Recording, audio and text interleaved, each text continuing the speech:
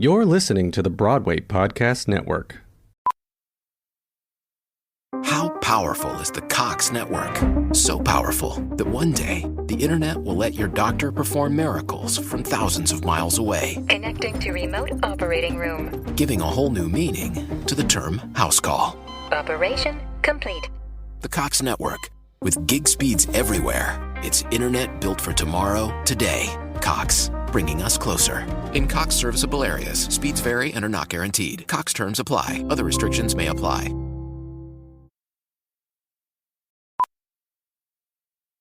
How powerful is the Cox Network? So powerful that one day, the internet will let your doctor perform miracles from thousands of miles away. Connecting to remote operating room. Giving a whole new meaning to the term house call. Operation complete. The Cox Network. With gig speeds everywhere, it's internet built for tomorrow, today. Cox, bringing us closer. In Cox serviceable areas, speeds vary and are not guaranteed. Cox terms apply. Other restrictions may apply. But I think the thing that has been the same is I've always felt about two things is put yourself in really interesting situations and really interesting things happen. And if you are a good person, treat people well.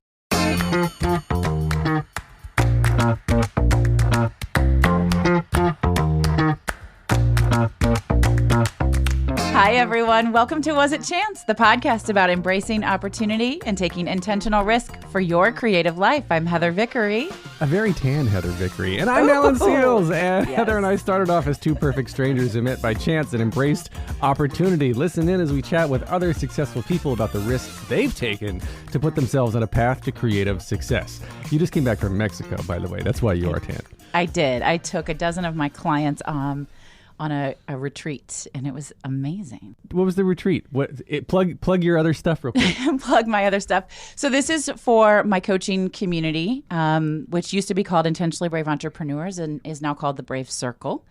And it's folks that I have worked with and supported over the last couple of years who have grown in incredibly tremendous ways. What we're doing is we're putting our fear just to the side and doing it anyway and building incredible businesses and incredible lives. So we all got together for 5 days and did crazy things like laugh yoga and dance therapy. I did shit I did not know I could do. I need to know about this in advance next time because I'm coming to this. But A, because it's Mexico, B, because it's you, and C, because it's still you. All right. It was fun. I am very excited to welcome our guest today, Mr. Mike Abrams. And I know Mike through several avenues that we're going to get into. And I work with him directly through the Broadway community. But the ironic thing is he has zero experience in the Broadway community. Zero. And that's what makes him so special. He started playing hockey as a 3-year-old, almost exclusively watches NBA basketball and early 2000s sitcoms on TV. In 2016, he moved to New York, saw the revival of Cats that July that was on Broadway, and became obsessed with the lack of plot and unique ending, and then started telling his theories to anyone who would listen, literally like on the street. He hasn't stopped since. He's currently a senior manager at Google, helping brands with their digital marketing strategy, all while hosting one of my favorite podcasts called The Wrong Cat Died, which he calls his thesis on why Grizabella was the wrong cat to die. Now, I shall sit back and enjoy what I suspect is going to be an instant friendship between you and Heather, Mike, who agree Cats is one of the strangest musicals ever imagined. Go Strange for it. wasn't the word I used. When we were texting about having Mike on the show, strange wasn't the word I used. Now, what word did you use? Worst is the word I used. Okay, I got to ask, though, what's the reason you disliked it? I know, and we need to get into this with you. So I have story. When I was 14, I did some modeling. The problem was I never grew any taller than I was at 14, so then they I thought you were quickly going to say you did some Molly. got rid of me. But yeah, at 14. No, come on, Alan. Anyway. That would have helped the cat's liking. It might have. So I was there with my mom and some other people, and we had a choice. We had the money and the time to see one Broadway show, and it was between I can't wait to see Alan's face. Cats and Les Mis. And the other people picked Cats. Yeah, exactly. Mm-hmm. The sound you just made, the face that everybody can't see. I'm still angry. Like almost 35 years later, I'm still angry about it because I've seen Les Mis lots of times since then, and I really would have liked to have seen it on Broadway. Anyway, it was really boring. I don't remember much. I'm like, whatever. It's not what I wanted. And then it came through Chicago several years ago, 4 or 5 years ago, and I have Broadway in Chicago season tickets, and I take my kids, I split them up, and I take them to different shows. And I took my then 9-year-old, she's now 12, so somebody do that math, to see it. And she started crying. She loves Broadway. I mean, she's an actress. Like, she's really talented. She can sing. She's amazing. And when it was intermission, she started to cry. And she was like, Mommy, this show is so terrible. She I was said, 9?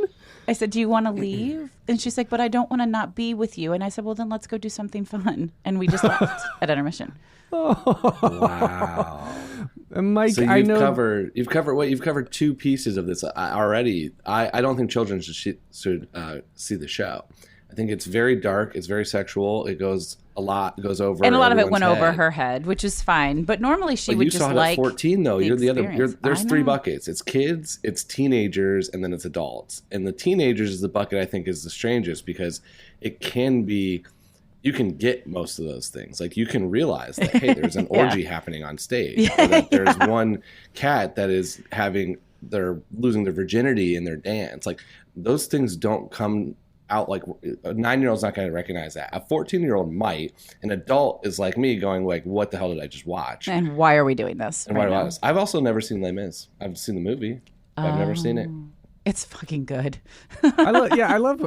I want to get into the manifesting creativity. The whole purpose of this podcast. We'll get into that. Yes. But the I just love, Mike, how like you're not a Broadway person. You're sports and Hoosiers and in. You can see I got sports behind me. You got sports everywhere. And then Cats has been this weird obsession for you that has essentially like. I shaped so much of who you are now because, well, okay, first I want to back up and literally just talk about Embracing Chance, about how you started the podcast in the first place, which has become this, like, I want to call it this underground cult podcast that's like steadily gaining this massive traction behind these fans discovering their love or hate for Cats. I want to even know what led you to the theater. So I'll take it one step further back. So I'm born and raised in Indiana, lived in Indiana until 2016, had no intentions of leaving Indiana, like loved my life there. My whole family was there, had a great job there, was not looking to move, had just bought a home. Like I was settled in Indiana, and I got put in touch with somebody building out a team in New York at Google. And I went through, I was like, okay, I'll take that interview, like, why not? Like, of course I'll take that interview. And I got the job offer and I moved 3 weeks later after I got the job offer. So I moved into temporary housing. I moved into I booked a flight. I moved the day after the Indy 500 in 2016. I went to the Indy 500, which I'd gone to almost everyone since I'm 8 years old. Went to the 500 the next morning at 6 a.m., flew to New York, went to temporary housing, had never really ridden the subway, had never been outside of the tourist traps part. I've been to New York plenty of times, but I've been to Times Square and the Statue of Liberty and Rockefeller Center. I knew the West Village existed. I knew Brooklyn existed. I had never stepped foot in any of them. So I was like trying to figure out where do I get on the subway? Do I have to go? Where do I get the car? Like all these things that, are very simple things for New Yorkers. But as someone who had never taken public transportation in Indiana, it doesn't exist. It's growing. They do have a new little bus system that I don't know if anybody rides, but if any Indiana people don't the retired Indy 500 cars start acting as taxis and just zooming through down? Yeah. You know what's really ironic about that is I lived in Indianapolis. We were just talking before we started recording that's where I'm from as well. I've never been to the track. I lived there for 23 years, and I've never once been to the track. Well, we can get to this later. We took a Google Street View car around before the 2018 Indy 500, so you can experience it like it's race day. And I appreciate that offer. If you would like to on Google Maps. But I'd rather go to the bathroom.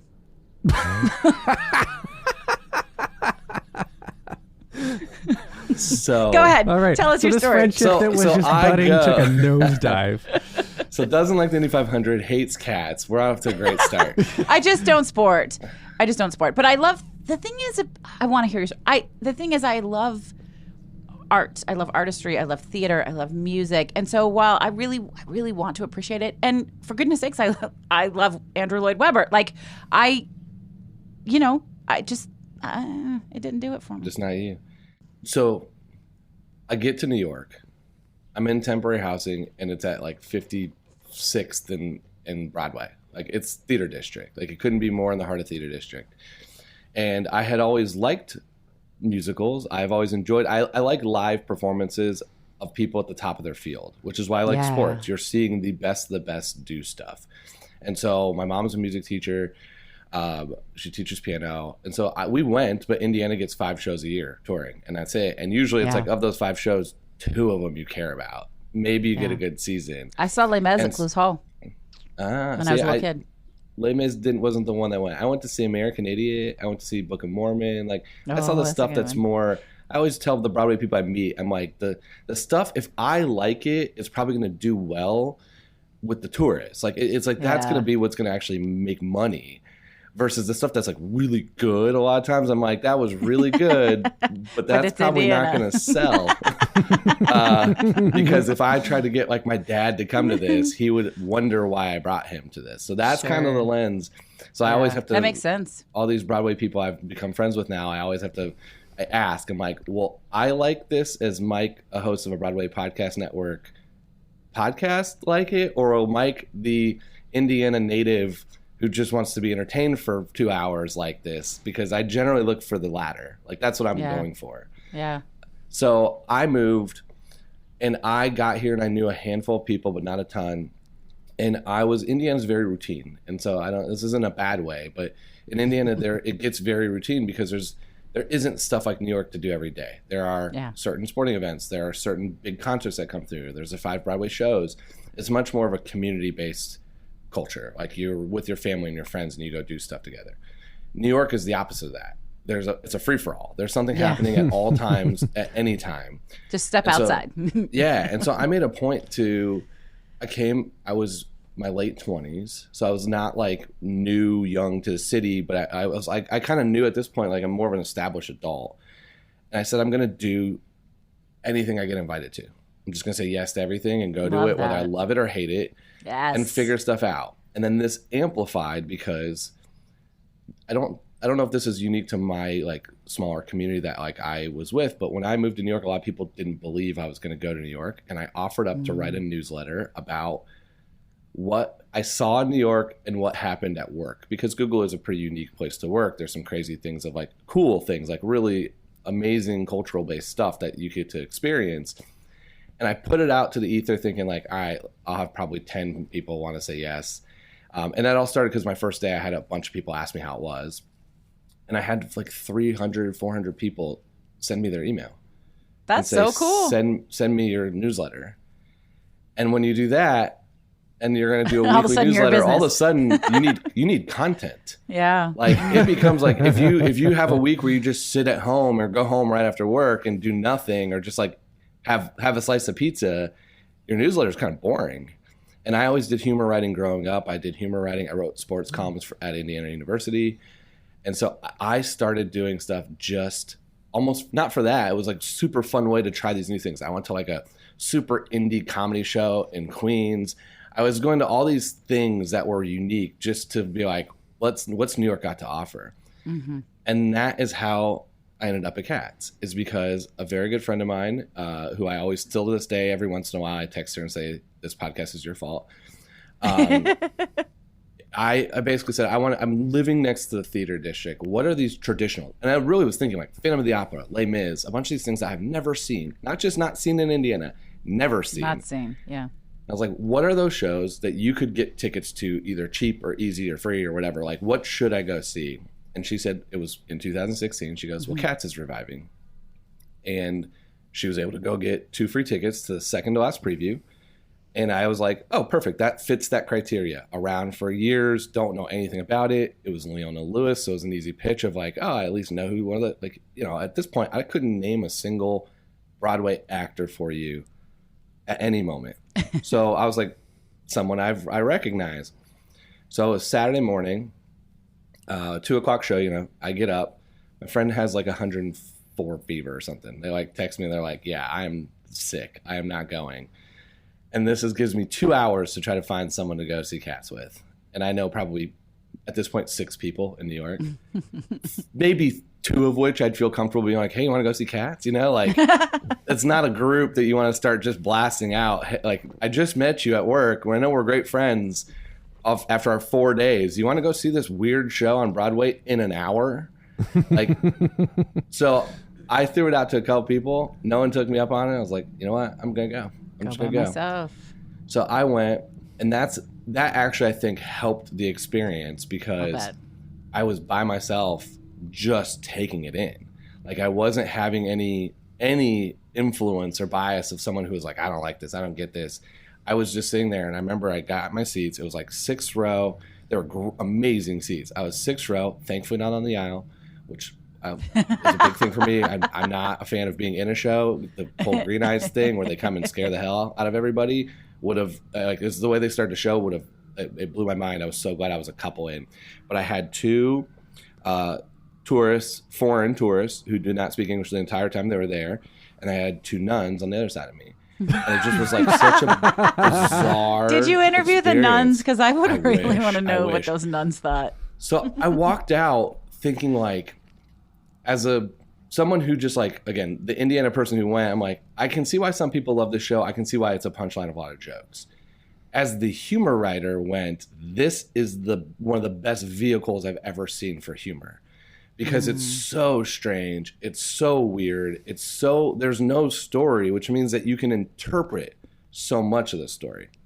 So I took my newsletter that I'd been writing to hundreds of people back, almost 99% in Indiana, and I said, forget. I remember it's not publicly on the website anymore. It's basically down because it's like I was writing them very quickly on Sundays. I don't know what's in there.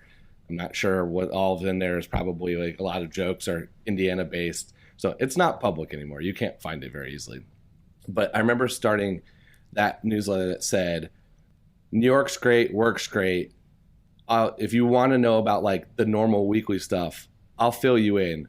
But today we're going to talk about Cats.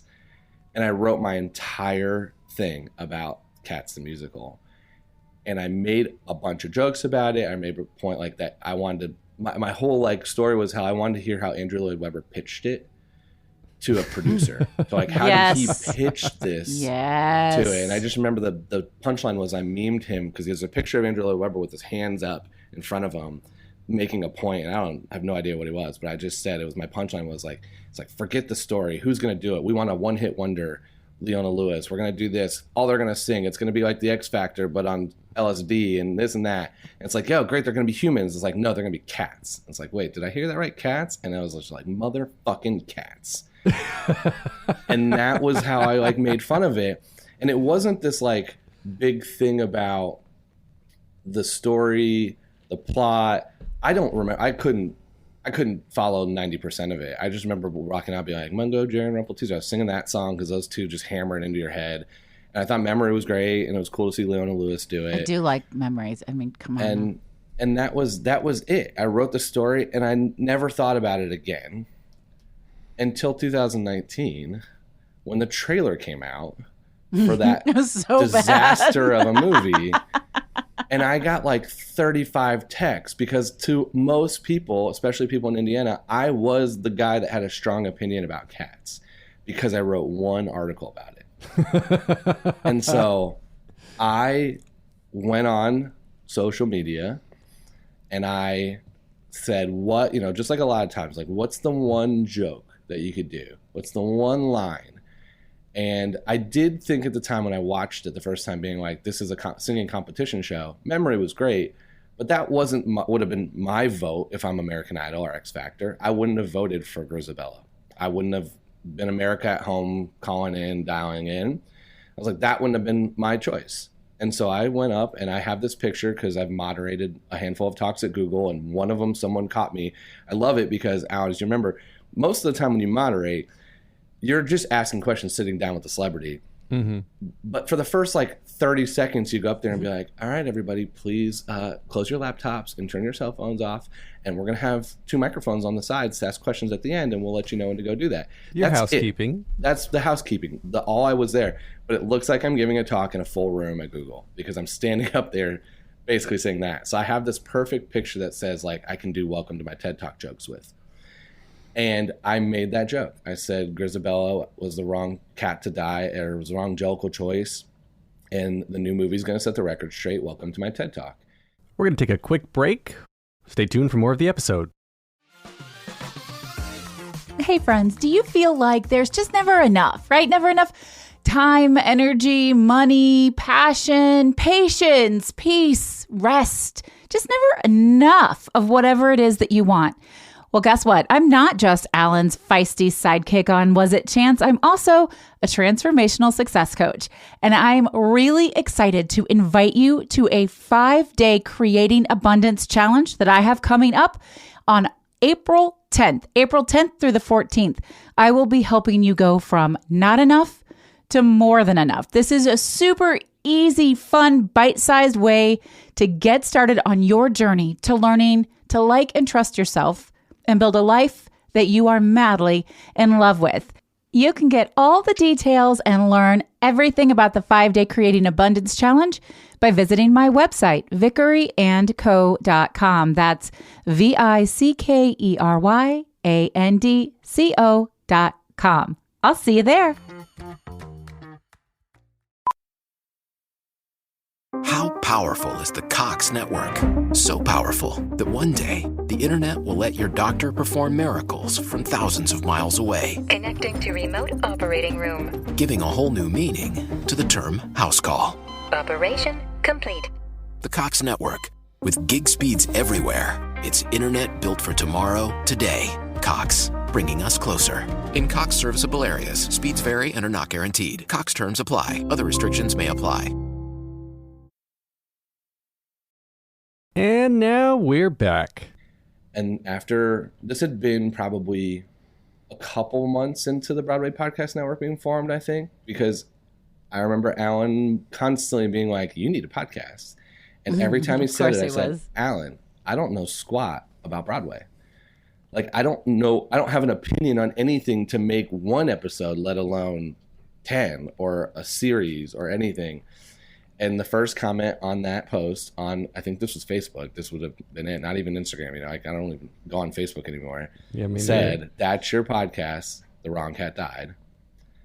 And it kind of like hit. And in this moment, I'm still in this mindset, even 5 years, 6 years later, where I still don't want to say no to everything. I don't say yes to everything, but now I do a big trade-off analysis. And this is the way I've approached everything in life is that whatever you decide to do, you're going to give something else up. There's nobody's too busy. I hate the phrase, true. I'm too busy. Because nobody's too busy. You just prioritize other things. And so when I got that text and that comment and then that note, I was like, well, that's actually kind of funny. I think there's enough there. Let me write one. Because like I loved the exercise of writing my first story on Cat. Like, let me see if I could write one. If I could write one and there's enough there, I could probably write 10. And that would be fun if we could work it out. I was like, but what is my trade-off? What am I going to give up to do this?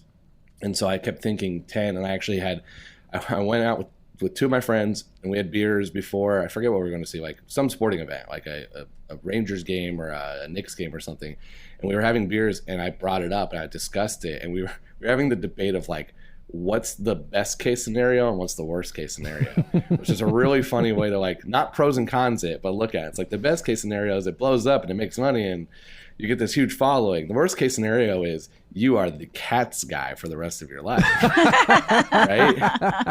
And no one listens. Maybe both. or you anger somebody or this. And so it's like we were going through all that, and I was like, it was fun to do that, but I was doing what am I going to not do instead? Because when you look at it, you've got a full-time job, you've got, I'm getting my MBA now, you've got New York where there's stuff to go do and see and friends and things to go out.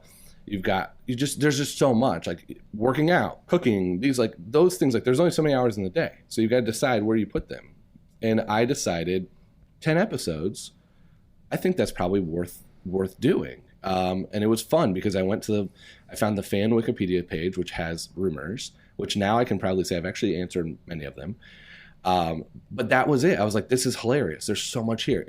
There's so much to the show if you dig into it that most people that hate it are just like, yeah, it wasn't my cup of tea.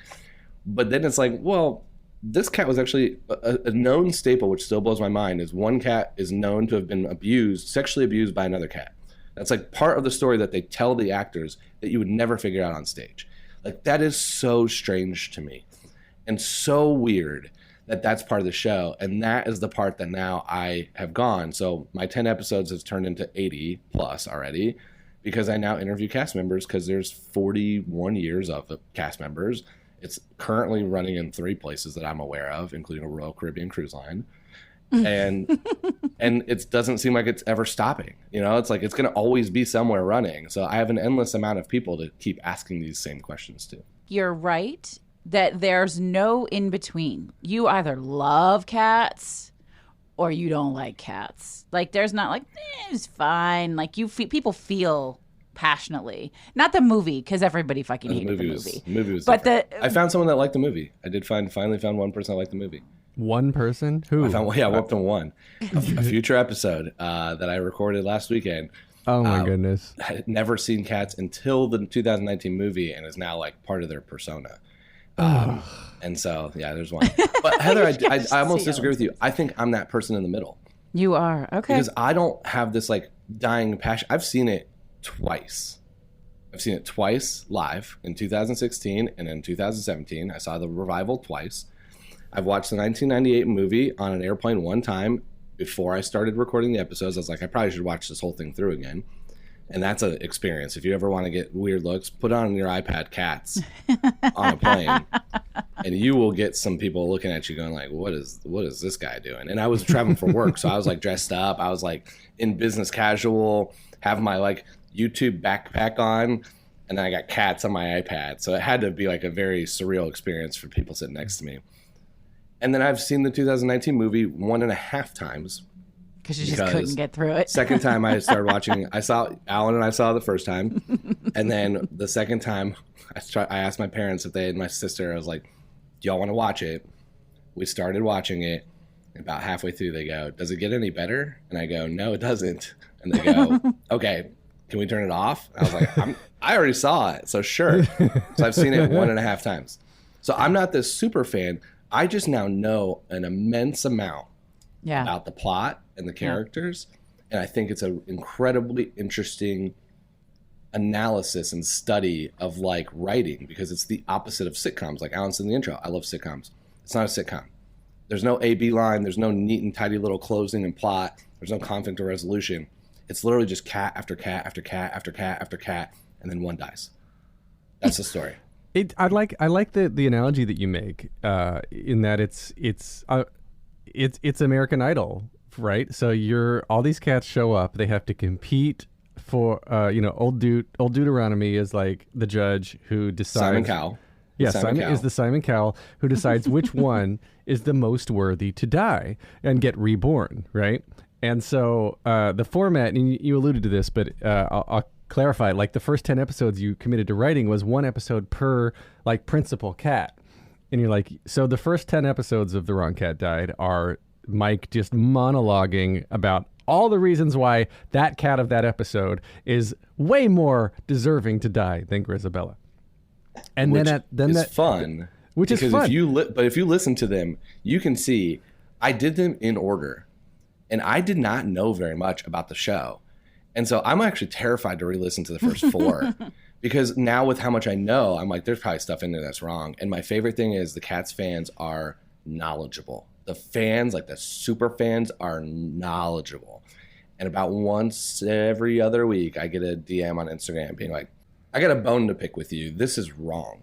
And I'm like, I love it. Love it. Tell me more. Where am I wrong? And it's like, if you're listening to the first 4 or 5, there's definitely stuff in there that's probably wrong, because I couldn't even named you the cats that were 8, 9, and 10 at that point, let alone know their story. It is an incredibly fascinating concept. I don't like cats, but how you took it and what you did with it. And as a comedy writer, even for fun, Like just kind of probably your persona in high school that just stuck, I imagine, right? The funny guy.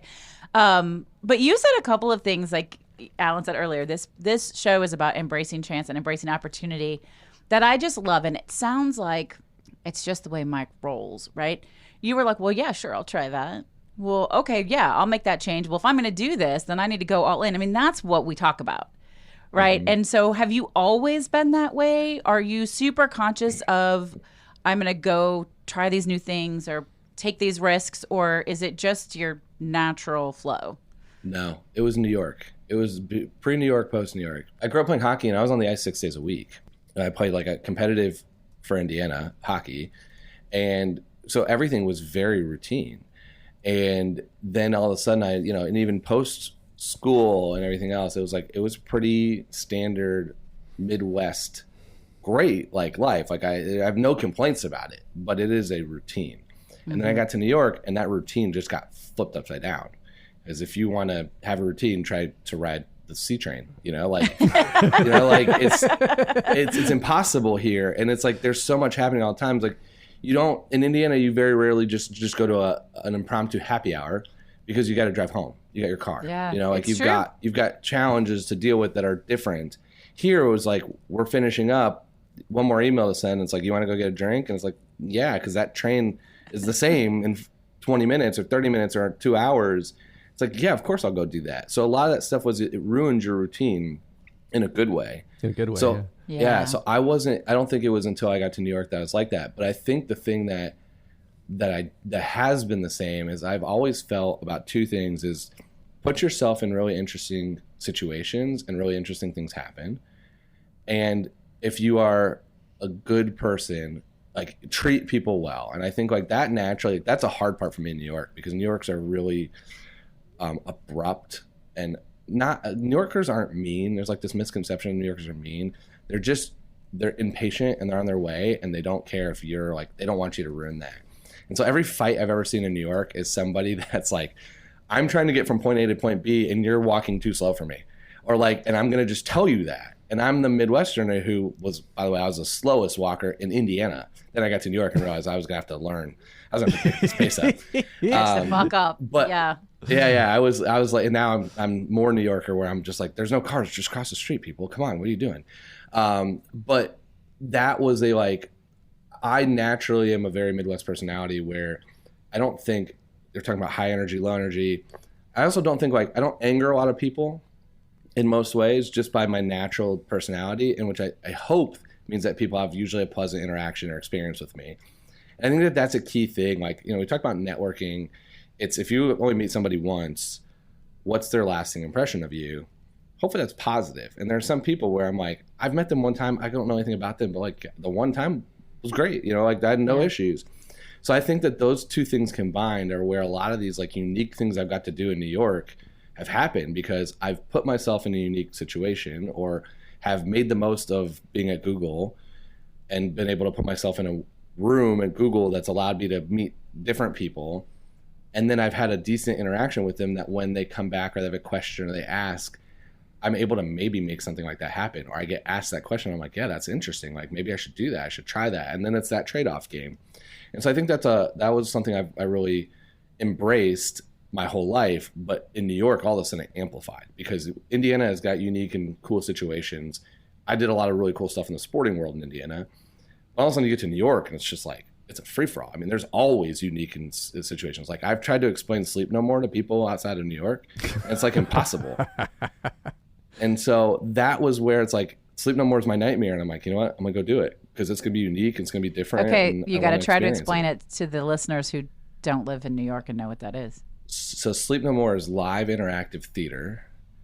And I had heard about it. I think Girls, the old HBO show, did a parody on it. And so I knew that this was a staple New York thing to go try.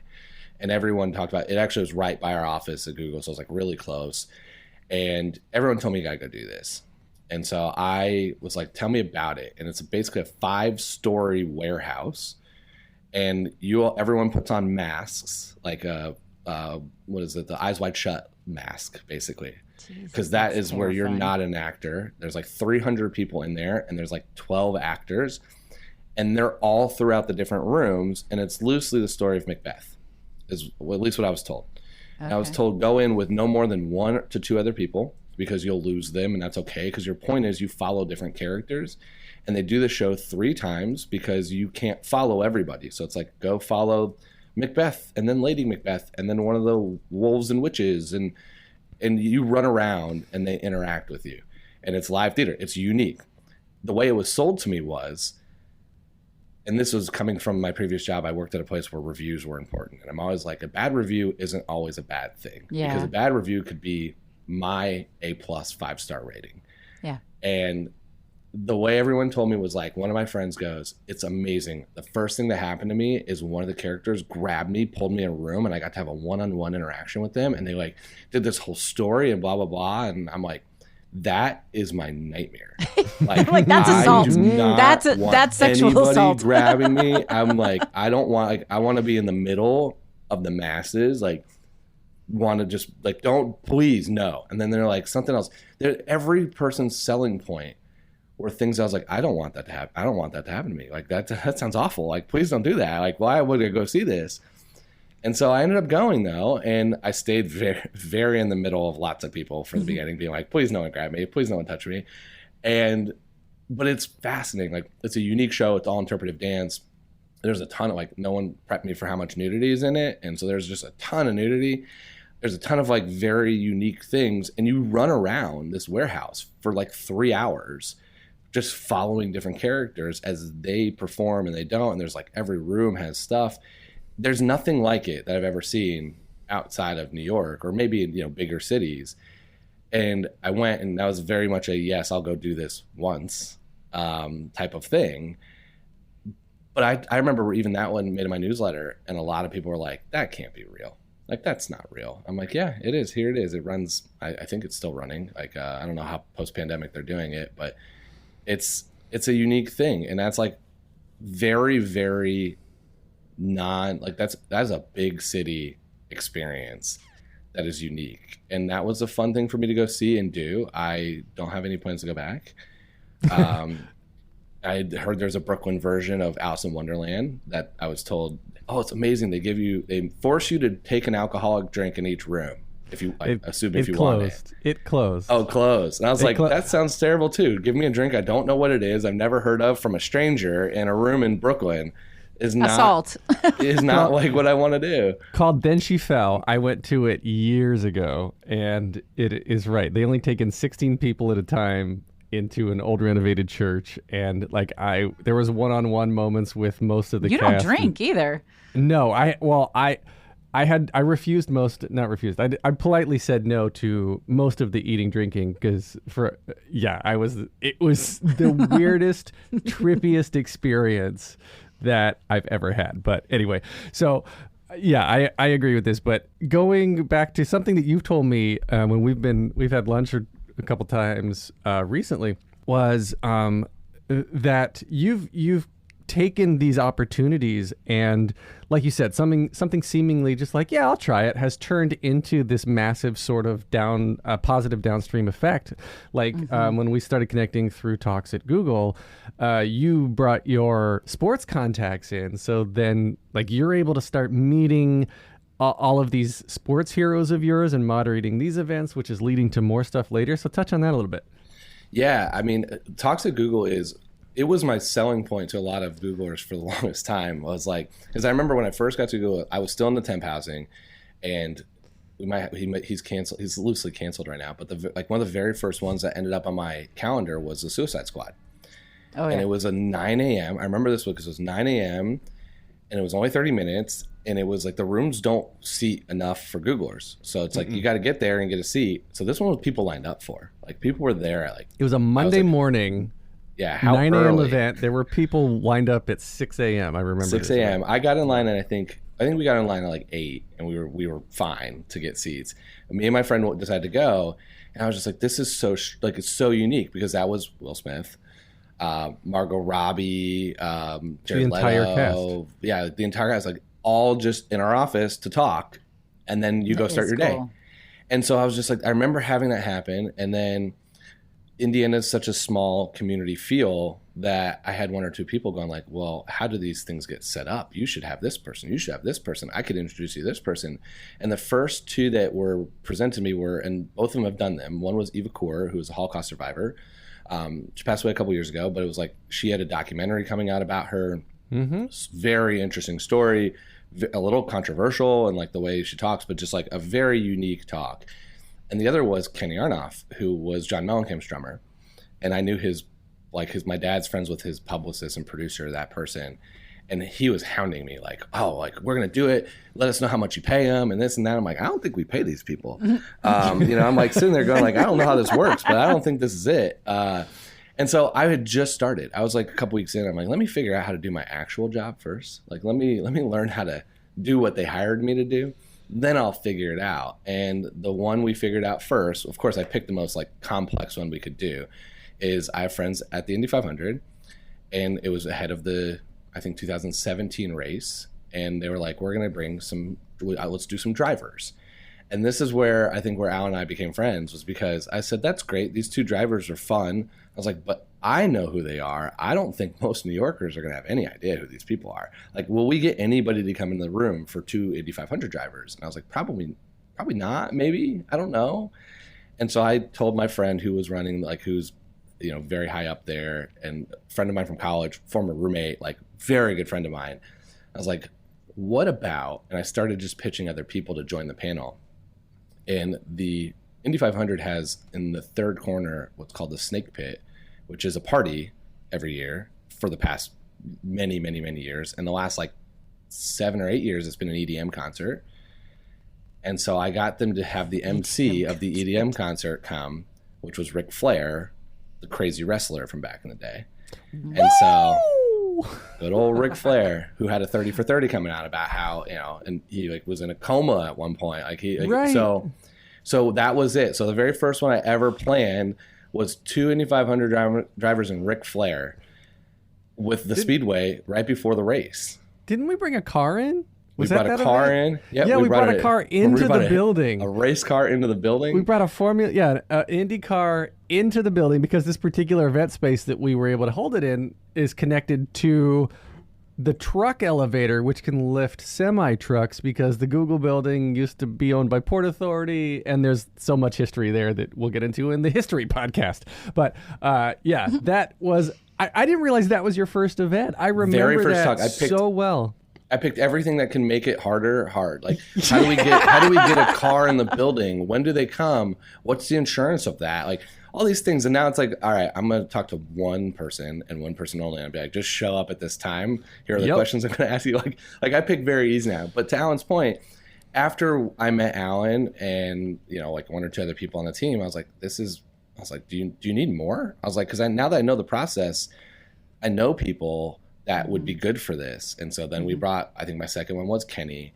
And then we started loosely talking to other people. And then as I've met more people, it's like, to Alan's point, it's like, then it was, that goes back to what I said earlier. I put myself in really interesting situations. And I did one with Boomer Esiason. And Boomer Esiason's foundation director was like the nicest guy. And in the green room, I was chatting with him before we went up. And he was like fascinating, and there was all this stuff he was trying to do, and he was trying to do stuff with the Colts. And I was like, well, I know some people at the Colts. I'm sure you probably know better people at the Colts if you're Boomer Esiason's person. But like, let me know in Indy what you're looking to do. And so it was that same thing, like put myself in a unique situation, make everyone hopefully have a pleasant experience. And then that way, it's not like just me trying to network in the sense of like, tell me more.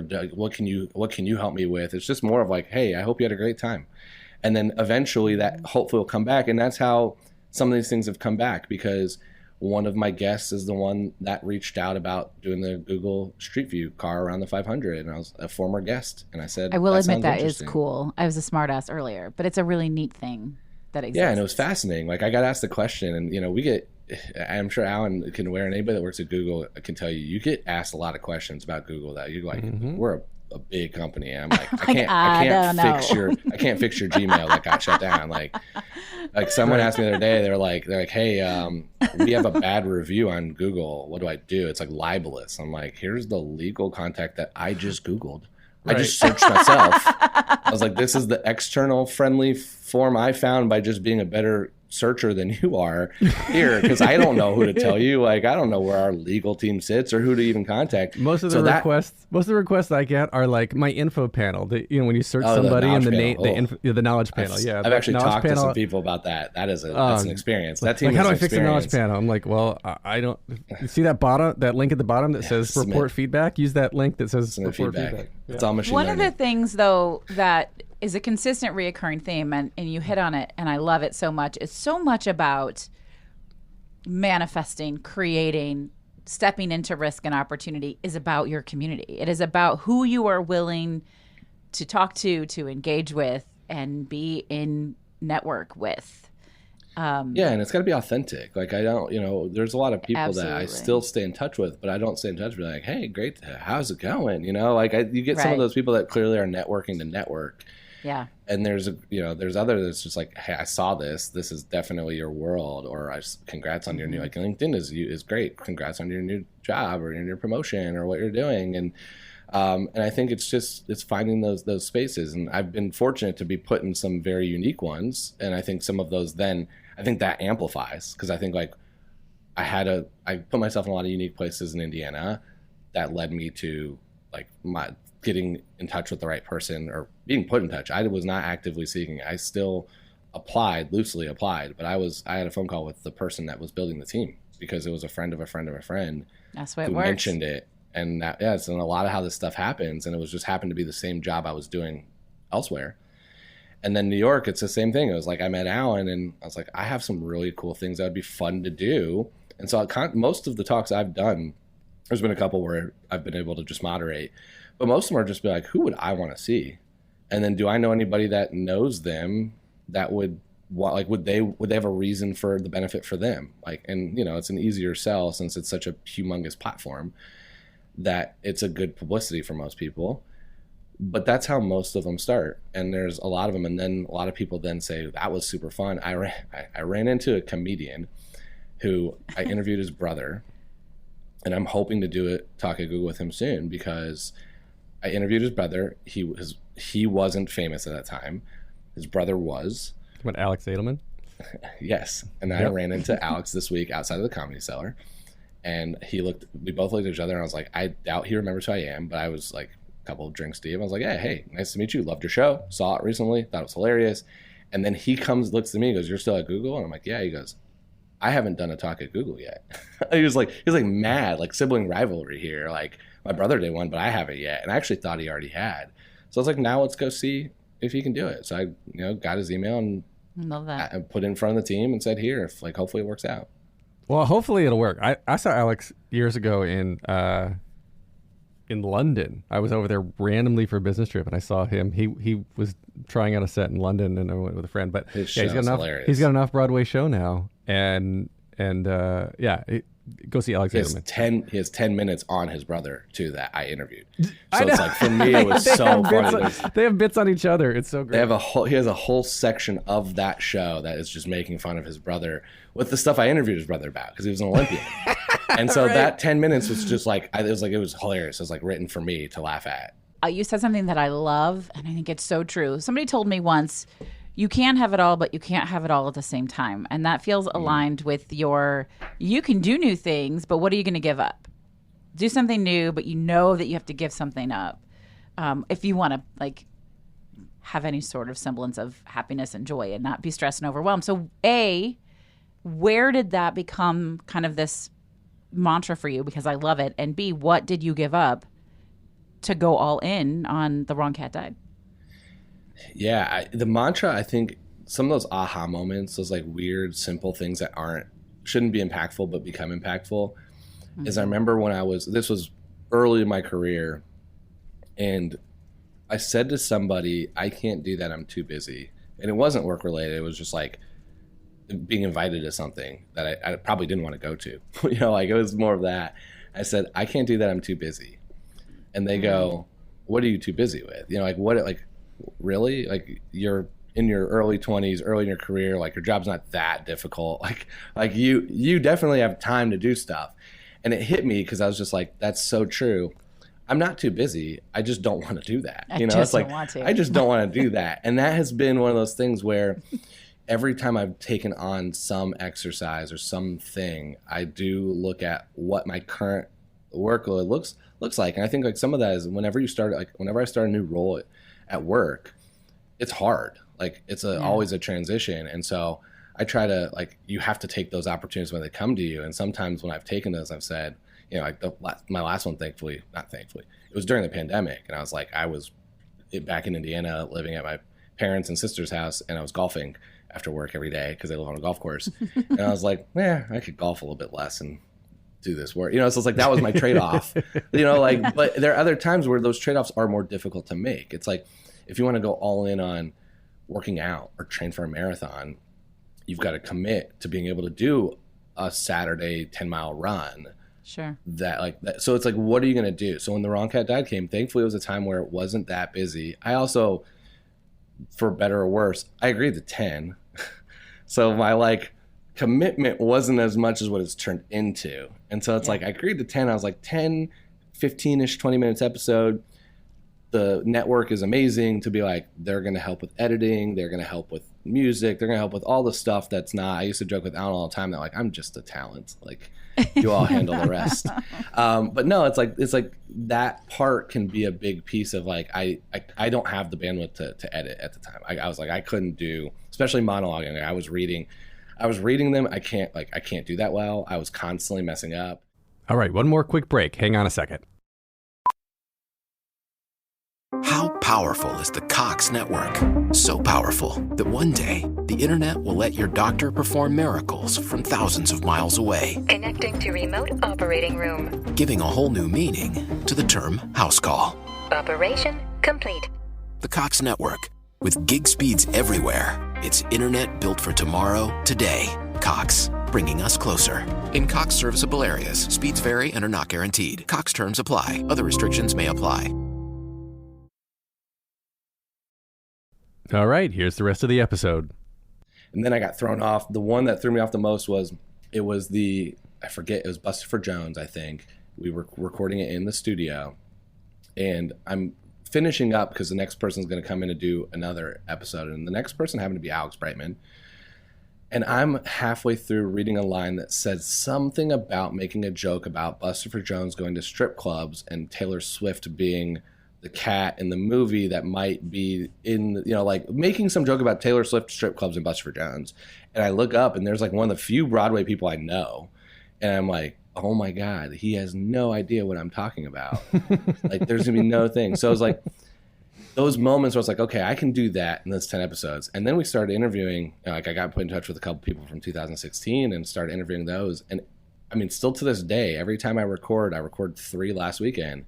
I'm like, when does this need to end? When does this need to end? Like, what else am I going to continue doing to keep this going versus other things? And I slowed down my release schedule a little bit to make it more manageable for me because I like it. I've enjoyed it. It's super fun for me still to have these conversations with cast members and fans that I want to keep going as long as the Broadway Podcast Network wants me to keep going. Yeah. I want to keep going, but I have to make it more manageable. So last night when I quickly did my notes for one of the shows, just that's not coming out for a month.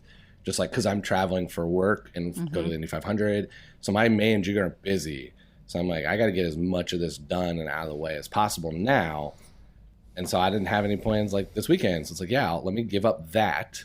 Not like going to the Yankees game or something, you know, like something that's not as that I would be doing to do this stuff. And that's the choice I make, you know, and that's, I just look at all of it that way of like, what's my to-do list look like? And what do I want to do or need to do? And whenever I get a new opportunity, I kind of put it back to that thing. How much time is it going to take? How much am I going to enjoy it? What's the benefit? What's the pros? What's the cons? And what's the trade-off? I love that. That's something that I've always really enjoyed about working with you is that you think ahead, and it's probably what makes you really good at your job too, your day job. But you think ahead, which most people don't do. But you're evaluating your time, like you're saying, your time trade-off, right? Your cost benefit analysis. So because I remember when I made the comment like, this is your podcast, The Wrong Cat Died, and then you're like, okay, well let me think about it. All right, I'm gonna evaluate how much time it's gonna take. I'm going to commit to 10 episodes. And you do 10 episodes. You're like, wait a second. I like this. I'll do a few more. And then it turned into the feedback and the fan interaction and interviewing cast members. And so, but every time I remember specifically, every single evolution of your decision was talking about, all right, so I can commit to this.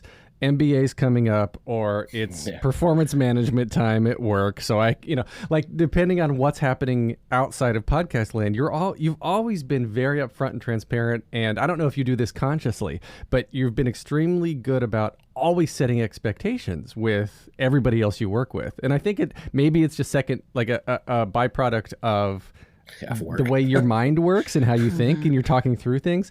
But because you're like, okay, I'm going to do this and I think it's going to take this long, like everybody just knows what to expect. And so that goes back to what you were saying earlier about keeping in touch with people authentically, is that when they interact with you, they know very specifically what they're going to get and who you are, and that you're reliable, because you're like, you either say you're going to do something or you don't. You're not going to say, oh, I'll do that, and then don't show up. Don't fall through. Totally. Yeah, I mean, I think that's so important, of like expectation setting. Like, this is a big thing we talk about at work, is that like delivery on what you say, but you can choose in some cases what you say. Like, there's some stuff, of course, we have to do, but there are other things where I think we choose to do, and I think about that a lot in and outside of our office. Is like, what do I choose to do? And when you think about when I thought about cats, and I teach a college course, like a bunch of these things I really enjoy and I've loved doing. The thing that most people don't think of, like, what other thing do I have to give up? It's like, it's not always that. Like, one of my things was like, it could be the working out. It could be that you don't cook your own meal. You like get stuff. I did a talk at Google with a very interesting personality, and he wrote a book. He's very famous, and his book it was riddled with we'll just go him out here. I don't think he liked me anyways, but his name was Ryan Serhant. And we could throw him under the bus. He didn't like you anyway. He didn't like me, I don't think. $1 million listing, Ryan Serhant. $1 million listing, Ryan Serhant. He wrote a book called Big Money Energy, which should tell you all you need to know about the book.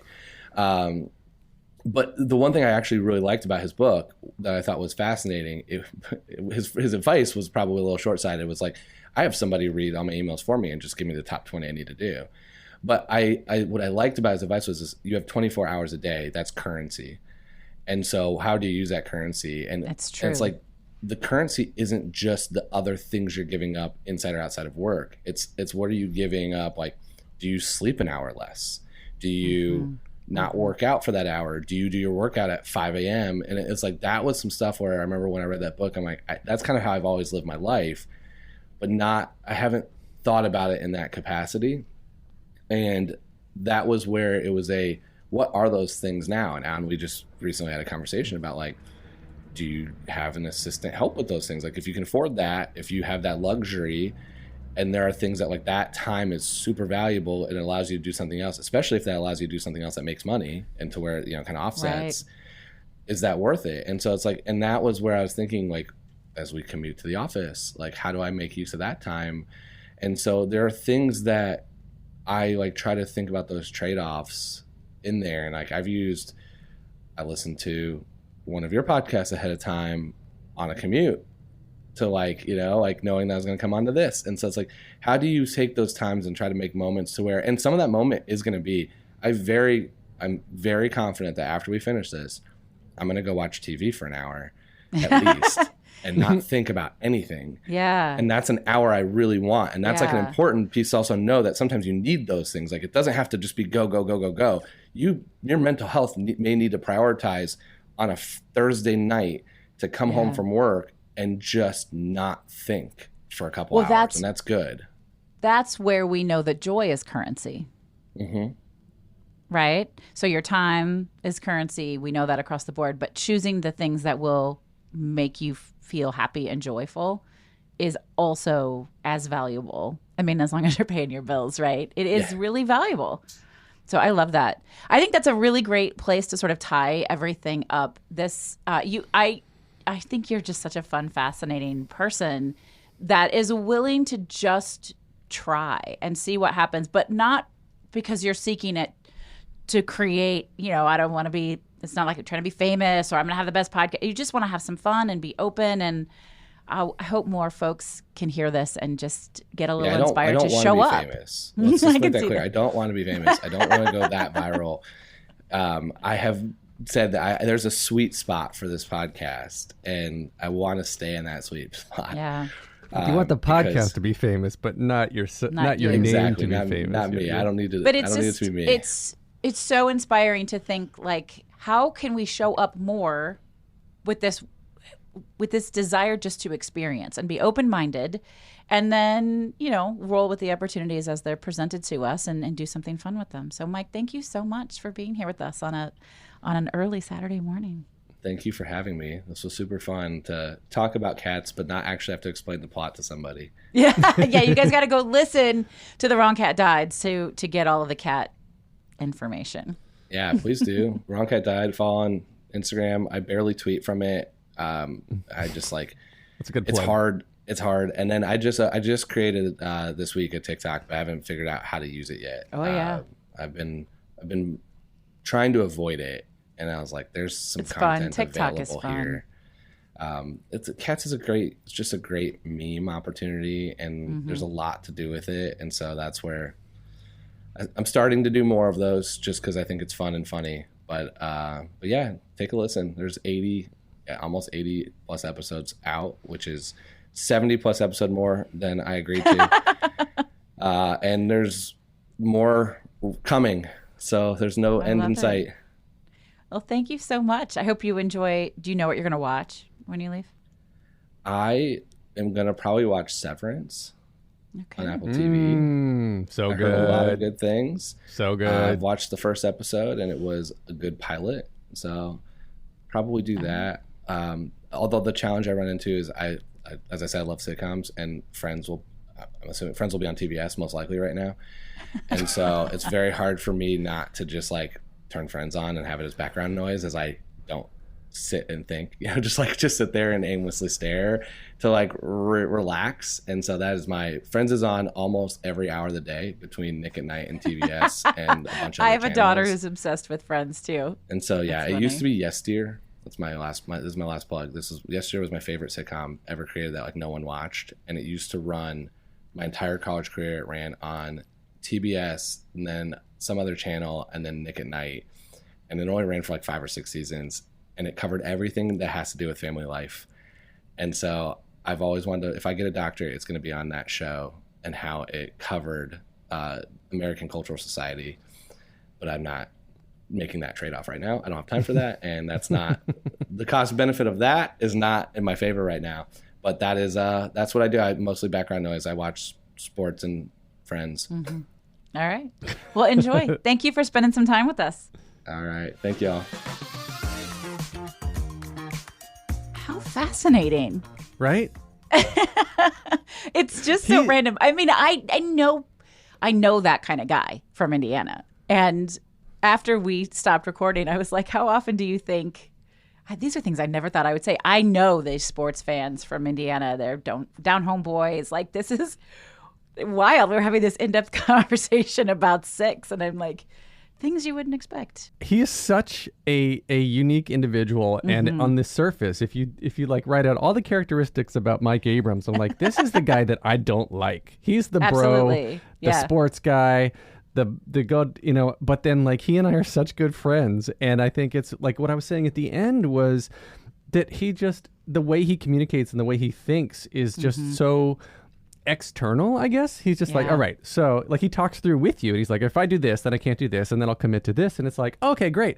And he loves learning, and that's something that is a quality that I told you in myself, that I'm afraid of getting old and being able to not learn anymore, and I'm always trying to learn. And he just embodies this whole practice of saying yeah, you know what, let me get outside my comfort zone and see if I like it. And I respect him so much for that. And he's having so much fun along the way.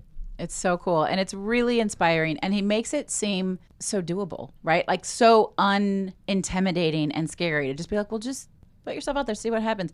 I did have a thought, and I didn't want to go down the rabbit hole, and I didn't want to take away from the conversation of the interview. as we were talking about networking and connection and how important that is in creation and manifestation, and I know that's true, and I was hearing him say, well, I know that he went to a private school that I know well in Indianapolis, and I know these indie racers and this and that, and it occurred to me that we haven't really given airtime to the fact that a lot of these connections are proof of privilege in a lot of ways. Like, we already know, we know very clearly that who you know has a big difference on where you go. And then I'm like, man, and how many people don't know? It doesn't have everything. There's hard work, and sometimes it's luck or accidental or whatever, but I just think we should acknowledge that there's a lot of privilege in growth from connection. Absolutely. I mean, you got to get in the room in the first place, and a lot of that initial getting in the room is because of who you know, and that comes from privilege. Absolutely. Not saying you shouldn't do it. You should totally do it. But be a ladder, I guess, is what I'm trying to say, is own it, know the privilege, and then use it to be a ladder for other folks. Reach out in other ways for people who aren't getting those opportunities and bring them with you. The other thing I wanted to say is, if you guys don't know this already, there's an entire set of Cards Against Humanity's cards that are about cats. So maybe we should give him that as a gift. That'd be the thank you gift for appearing on the show. That was so funny. All right. Thank you once again for listening. You've been listening to Was It Chance? The podcast about embracing opportunity and taking intentional risks for your creative life. I'm Alan Seals. And I'm Heather Vickery. Thanks for being here. We'll see you soon. Talk to you soon. We don't see him. I don't know. We'll talk to you soon. Great ending.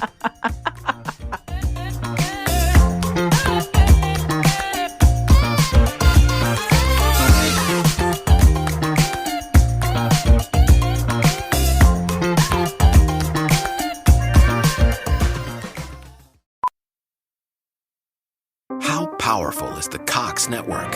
So powerful that one day the internet will let your doctor perform miracles from thousands of miles away, Connecting to remote operating room. giving a whole new meaning to the term house call.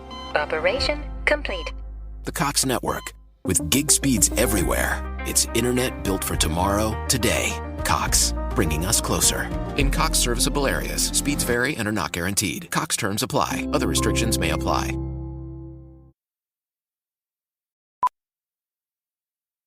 How powerful is the Cox Network? So powerful that one day the internet will let your doctor perform miracles from thousands of miles away, Connecting to remote operating room. giving a whole new meaning to the term house call. Operation complete. The Cox Network, with gig speeds everywhere. It's internet built for tomorrow, today. Cox, bringing us closer. In Cox serviceable areas, speeds vary and are not guaranteed. Cox terms apply. Other restrictions may apply.